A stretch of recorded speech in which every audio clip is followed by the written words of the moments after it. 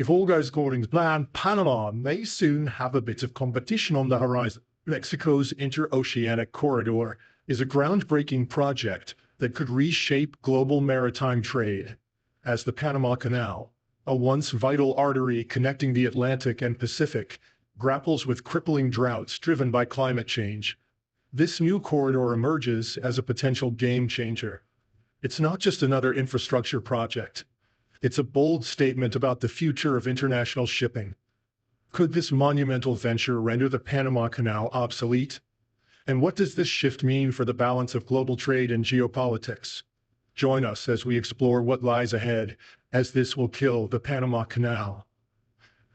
Early exploration and planning. The idea of connecting the Atlantic and Pacific Oceans through Central America dates back to the 16th century. In 1534, Charles V, who ruled both the Holy Roman Empire and Spain, ordered a survey to find a possible canal route through the Americas. His goal was to create a faster way for ships to travel between Spain and Peru, giving Spain an edge over Portugal in military matters. Panama's narrow land bridge between the two oceans made it an attractive spot for trade routes.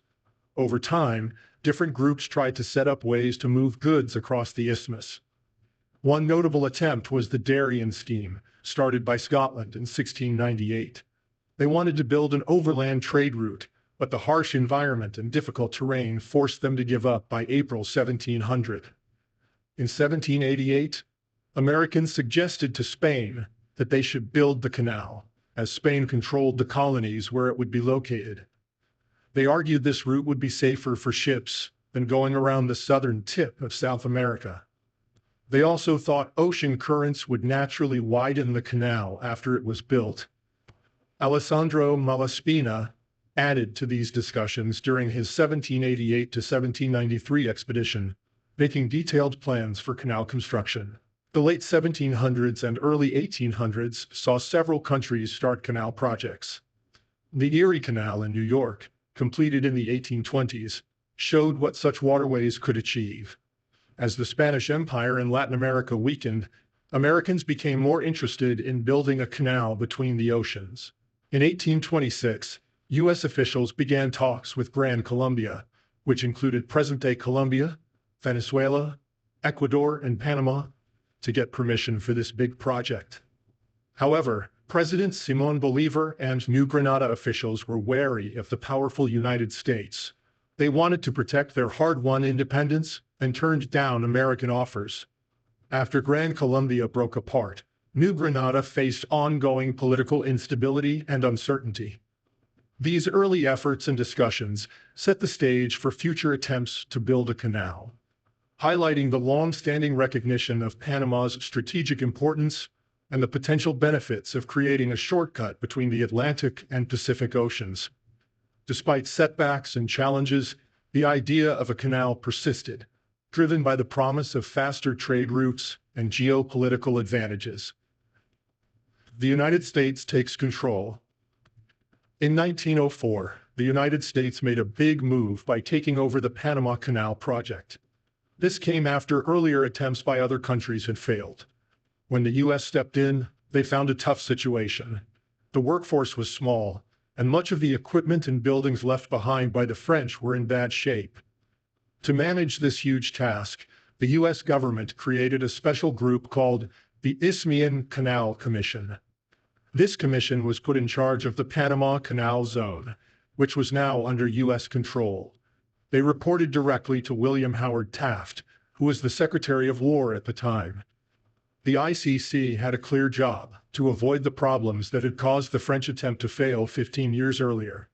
They wanted to make sure things ran smoothly and without corruption. President Theodore Roosevelt chose John Findley Wallace to lead the project on May 6, 1904. Wallace had experience running railroads, which seemed like good preparation for this big job.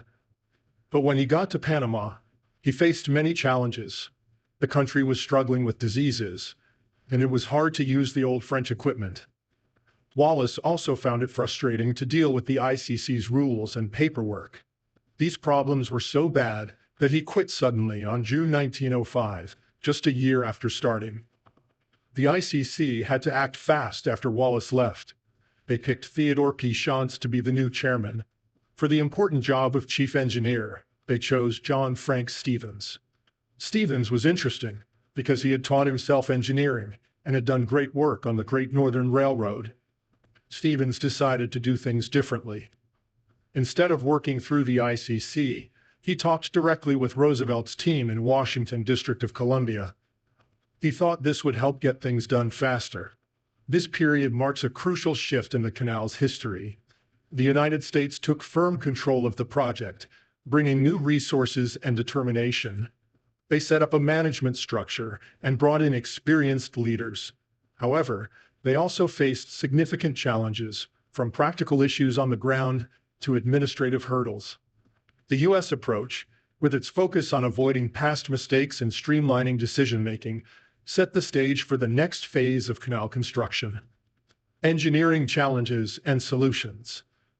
The Panama Canal project faced a crucial decision in 1905: how to design the canal. A panel of U.S. engineers reviewed the plans and, by a narrow vote of 8-5, recommended a sea-level canal. This design was similar to what the French had attempted earlier. However, John Frank Stevens, the new chief engineer, had a different view. He had seen firsthand how powerful the Chagres River could be during floods. Based on this experience, he strongly disagreed with the sea-level canal idea, believing it wouldn't work well in Panama's challenging environment. Instead, Stevens proposed a different approach: a canal with a system of locks. This design would lift ships up to a large reservoir 85 feet above sea level. Stevens thought this plan was more practical and better suited to Panama's geography. His idea was ambitious. It would create the world's largest dam at the time, called the Gatun Dam, and form the largest artificial lake, Gatun Lake. The plan used gravity to move water from Gatun Lake through huge gates and valves to fill the locks. Ships would then use these water-filled locks to climb up to the lake's level, cross it, and then descend through more locks to the other ocean.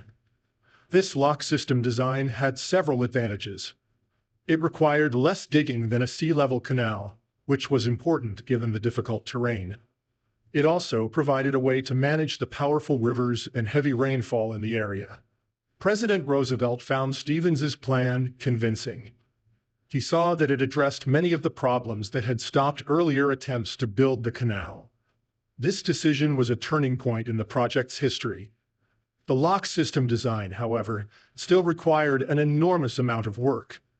The team needed to dig out more than 17 million cubic yards of earth and rock, on top of the 30 million cubic yards the French had already removed.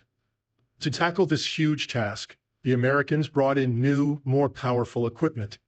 They replaced or upgraded the old French machinery with modern tools designed for faster, larger-scale operations.